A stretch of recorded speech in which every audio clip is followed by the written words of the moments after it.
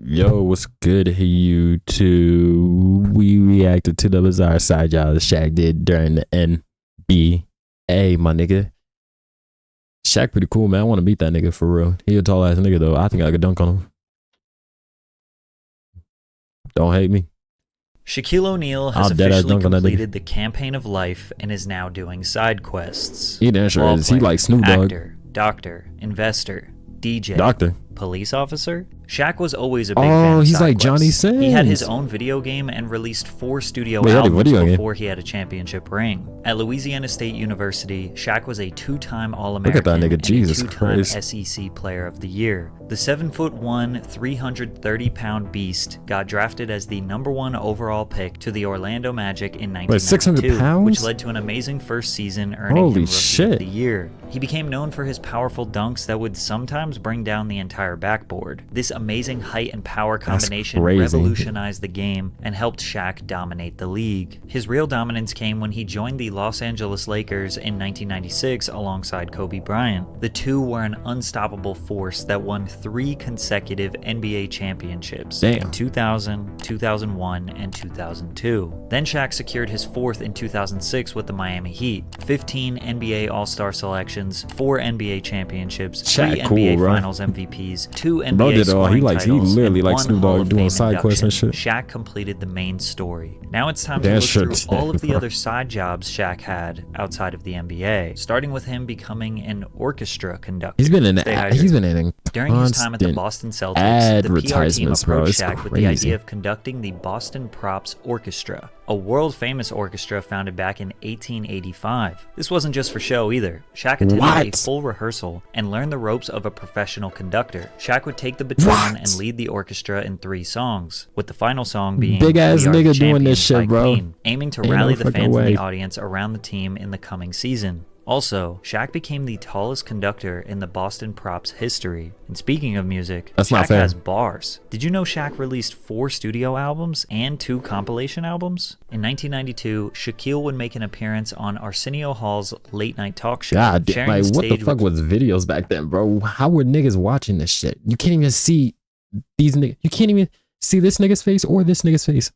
How would you know that's Shaq? His favorite rapper at the time. That's not fair. Schnickens. The performance caught the attention of Jive Records, who reached out to O'Neal with an impressive offer: $10 million for 3 albums. While Shaq never intended to pursue a serious career as a rapper, he saw the opportunity as a chance to collaborate with his hip-hop idols. His debut album, Shaq Diesel, quickly gained traction, reaching the 25th spot on the Billboard Hot 200 charts and selling over 1 million copies, officially making it certified platinum. He definitely did complete the main fucking also featured story, appearances from legendary artists like Biggie Smalls, Ice Cube, Nas, and even Michael Jackson. Now, Shaq considers his rap career more of a hobby than a serious project. I wish I made $10 million from my favorite hobby. But he isn't just talented on the mic, he can also dance. Look at how flawlessly he can move that huge body.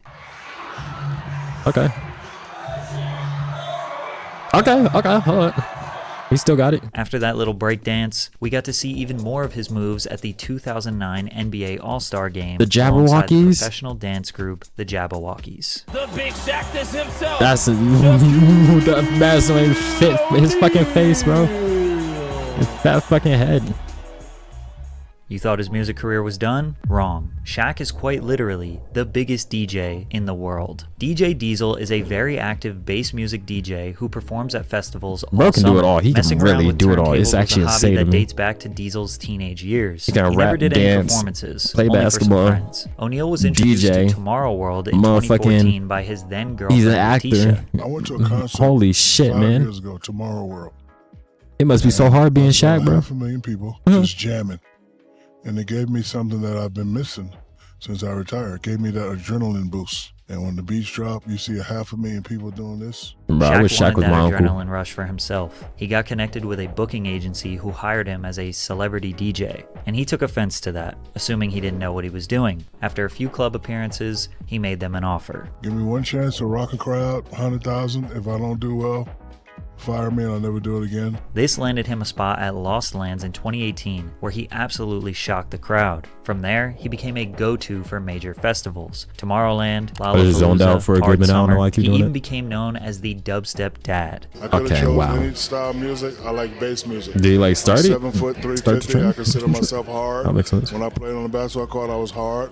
I like the hard drops. I like the kids that bang their heads on rail. I like mosh pits. And the coolest part about his DJ career is that he does it all for free. That's right. Nigga. It's truly just a hobby for him. But make no mistake, Shaq is no dummy when it comes to getting paid, because he isn't doing all those commercials for free. And neither am I. So let me tell you about today's sponsor, Underdog Fantasy. Wait, why would you do commercials for free? I want to tell you about the easiest way to get in on some NBA Finals action with Underdog Fantasy and their Pick'em game. I hope he's not doing it for free.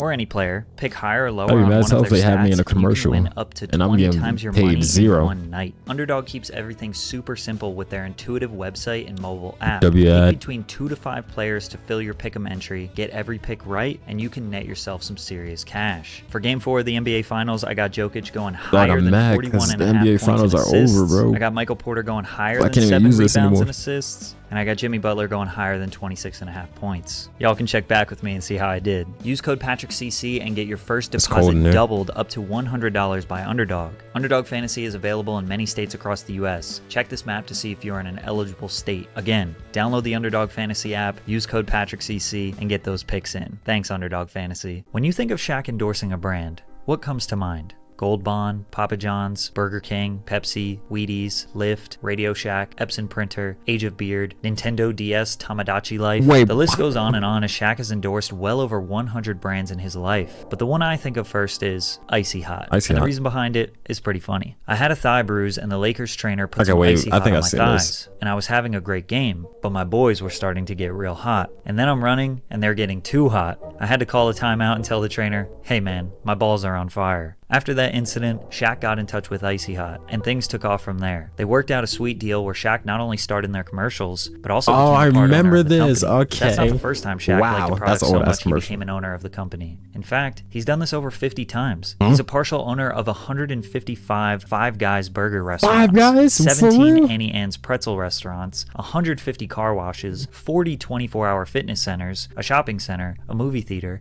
and several Las Vegas nightclubs. Damn, but his relationship Shaq. with the General Insurance is the I remember closest that to his episode, heart. or that See, commercial back too. in 1989, Shaq was broke. He spent all of his money on a $1,500 used Bronco, but couldn't drive off the lot until he had insurance. Shaq went to every major insurer, but he couldn't afford them, until he came across a little building that said General the General, Insurance, who gave him quality insurance at an affordable price. He was a customer from so that he's the day reason why until it's like nearly 30 so big years later, then? where he became a brand ambassador and part owner of the company. But he didn't stop at endorsing brands. He even made his own products. Ever heard of Soda Shack? Teaming up with Arizona Beverages, Shaq would launch his own line of low-calorie, like it gets to a point where it's kind of crazy, bro. Soda Shack, releasing 4 flavors: vanilla, blueberry, strawberry, and orange. Sporting a low cost, as most Arizona brand drinks do, and featuring a cutout of Shaq's face, many were excited for their release, but some were critical. The soda came in a 23.5-ounce can. On the nutritional facts label, it revealed that each can has 3 servings, and it is sweetened with cane sugar, with 90 calories per serving. That meant that each can contained a total of 270. For a fucking can of soda?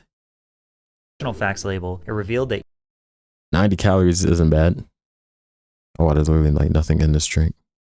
each can 3 has servings 3 is still crazy. And it is sweetened with cane sugar, with 90 calories per serving. That meant that each can contained a total of 270 calories and packed a whopping 72 grams of sugar. Even through all the criticism 7 years after being discontinued, I guess 90 Soda Shack still calories, has many fans 3 hoping servings for is a crazy. return. But this wasn't even his first sugary treat. Mr. Big was the name of his 1995 candy bar. Mr. Big sounds bar crazy, is made bro. of a layered I think vanilla I've wafer seen this coated before, in like caramel, way peanuts, back, and rice crisps, while being bro. smothered in a chocolate coating. The bar is the length of 2 standard-sized bars, around 8 inches long, which is also the same size as Shaq's. Did you know he also made his own video game? Shaq Fu is a 2D fighting game, similar to early Mortal Kombat or Street Fighter games, starring Shaq as the main character. Published by EA and released to gaming systems such as the Sega Genesis and Super NES on October 28th, 1994. The plot of the game is that Shaq walks into a dojo while heading to a charity basketball game in Japan. After speaking to a martial arts master, Shaq goes to another dimension, where he must rescue a young boy named Nezu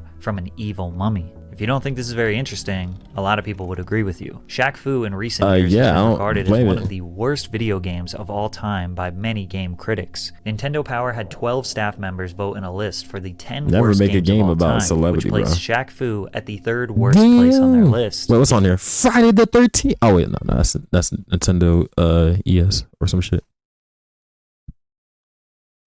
Shit, still Friday the 13th should still be up here.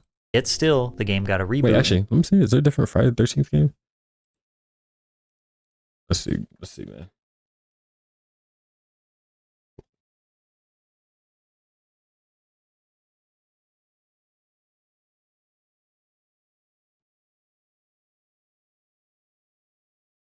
We're just gonna do this and then put NES. Oh, okay, it was like a really old game. Okay, that makes sense. Makes a lot of sense.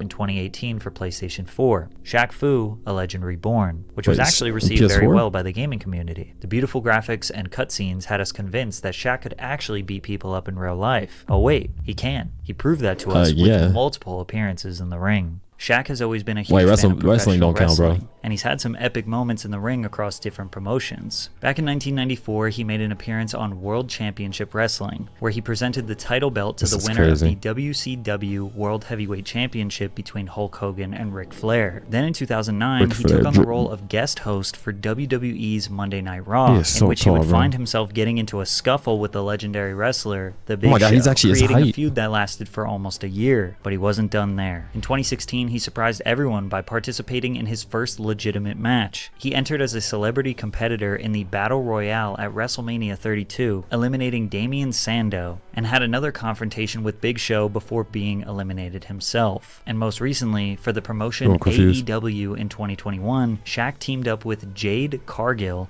to take on Cody Rhodes and Red Velvet. During the match, things got crazy when Cody Rhodes took him out with a flying crossbody, sending Shaq crashing through 2 tables ringside. Shaq's acting was so good, he could have fooled us into thinking he was a full-time wrestler. Oh, and speaking of acting, O'Neal has spent some time on the big screen as well. His first major film role was in the movie Kazam, where he played a 5,000-year-old genie who emerges from a magical boombox to grant a young boy 3 wishes. And honestly, the film sucked. But he still managed to pocket a cool $7 million for his time. Pretty good month if you ask me. Most of his acting career beyond that wasn't really acting because he often just played himself. As you can imagine, it's hard to cast a 7-foot superhuman as just another character. He had guest appearances on Curb Your Enthusiasm, My Wife and Kids, and The Parkers. He also had fun cameo roles in movies such as Freddy Got Fingered, Jack and Jill, and Scary Movie 4. But that's not all. Shaq even lent his voice to animated versions of himself on several occasions, and taking voice acting roles in multiple animated films like the Lego Movie. But he isn't limited to just guest appearances and cameos. He also has headlined a few of his own reality TV shows. Shaq Life is still an ongoing series that provides an inside look into his family life. But the more interesting ones were Shaq's Big Challenge and Shaq Versus. Shaq's Big Challenge documented his efforts to help 6 severely obese middle school aged children lose weight and gain a healthy lifestyle. And Shaq Versus was basically him challenging other professional athletes at their own sports, which was viewed by multiple millions of people every episode. For some reason, watching a 7-foot man do anything besides play basketball was entertaining. Now, it's pretty common for an NBA player to have their own signature shoe, but O'Neal made a shocking decision that let us know exactly what kind of person he truly is. With an amazing first season in the NBA underway, Shaq caught the eye of Reebok and secured a significant multi-year deal with them worth $15 million. This partnership led to the creation of 2 original shoes, with the first one being the Shaq Attack, released during his rookie year in 1992. Over time, the Shaq Attack would release 4 more iterations. In 1995, the iconic Shaqnosis was introduced, marking another milestone in Shaq's collaboration with Reebok. His 8-figure empire was building until he got a reality check from a fan. While leaving the arena after a game, a lady approached Shaq complaining about the price of his current Reebok model shoes. I had a Reebok deal, 40 for 5. And I'm leaving the arena one day and this lady she's ripping me a new hat. You motherfuckers, charging these babies all this money for the shoes. So I had like a $2,000 in my pocket. I was like, ma'am, I don't make the prices. Here you go. And she smacked the money in my hand. Make a shoe that's affordable. And I thought about it. And I was like, you know what? She's right.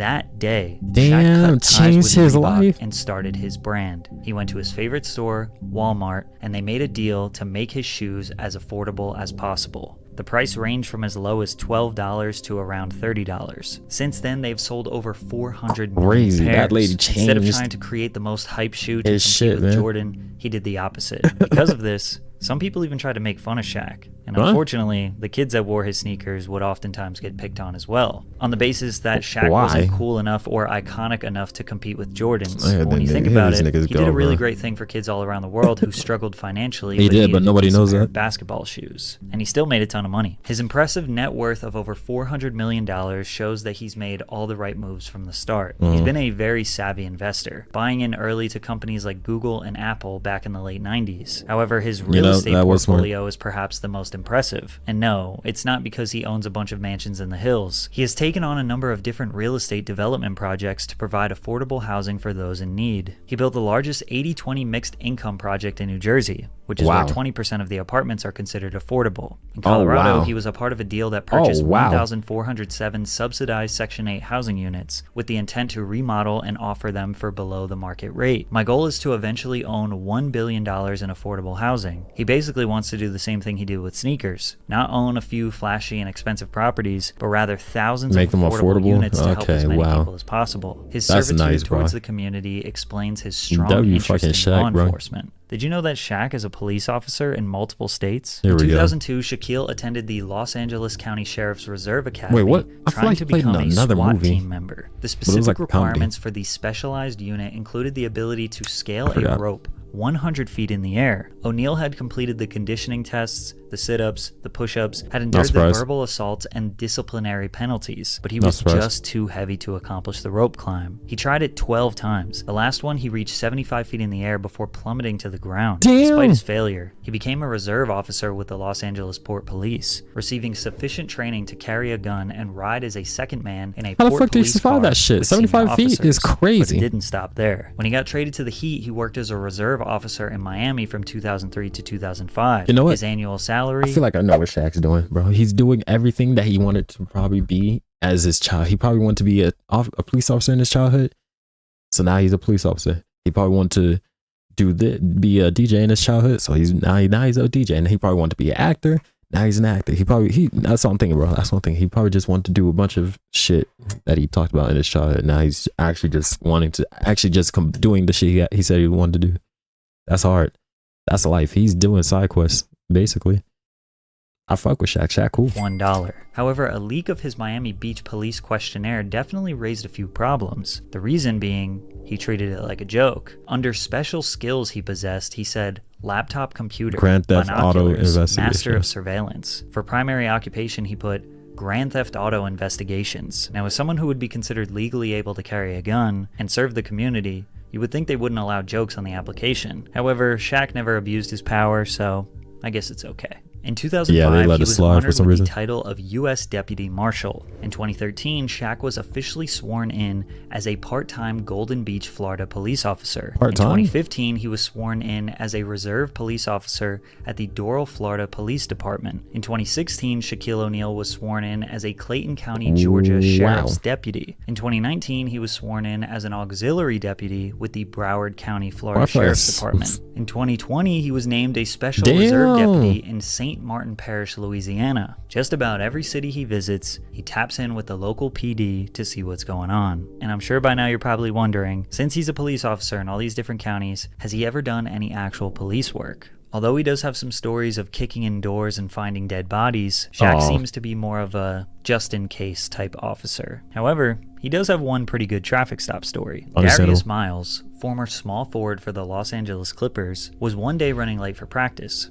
As he was flying down the 405, he looked in the rear view and saw flashing lights. It was an unmarked police truck with tinted windows. I knew I was speeding, so I pull over and I roll the window down. And I'm reaching over into the glove compartment to get my papers. Then I hear this big booming voice. "Where you going, boy?" I turn to look out the window and I can't even see this dude's face. He's so big. Then he bends down and looks in the window. Big dumbass grin on his face. It's Shaq. I'm like, "Yo, I'm going to practice. You made me late." He taps the side of my truck, turns around and says, "Don't worry about it. I'll pay your fine. Just holler at me." Shaq's got one of those old school police lights that you put on the hood of your car like you see on Cops. He gets in, laughing his ass off, waving at me. As if there wasn't anything more impressive to add to his resume, the college dropout became a doctor. Shaq made a promise to his mom that he would eventually go back and complete his bachelor's degree since he pursued his NBA dreams. True to his word, Shaq fulfilled that promise in the year 2000 and graduated with a BA in General Studies with a minor in Political Studies. While this accomplishment would satisfy most, Shaq isn't like most. Just 5 years later, O'Neal pursued further education. It's crazy how he fucking like shakes a nigga's hand. Let's go back at that. Would satisfy most. Shaq isn't. Bro, I gotta do this. Basically, bro. Like, nah, it's not like forward. You gotta bend down. Just 5 years later, O'Neal pursued further education. He earned online a Master of Business Administration degree through the University of Phoenix, saying, "It's just something to have on my resume for when I get back into reality. He would be so Someday cool, I might have to put down a basketball and have a regular 9-to-5 like everybody else." Towards the end of his playing career, he began to work on a doctorate at Barry University, eventually completing the program and receiving a Doctor of Education degree in Human Resource Development, making him formally Dr. Shaquille O'Neal. So the big question that everybody wants to know, what will Shaq do next? Well, probably a little bit of everything. Yeah, bro. That's hard, though. That's hard. Yo, Shaq is cool, bro. Shaq is so cool, man. He's amazing, bro. W fucking Shaq, bro.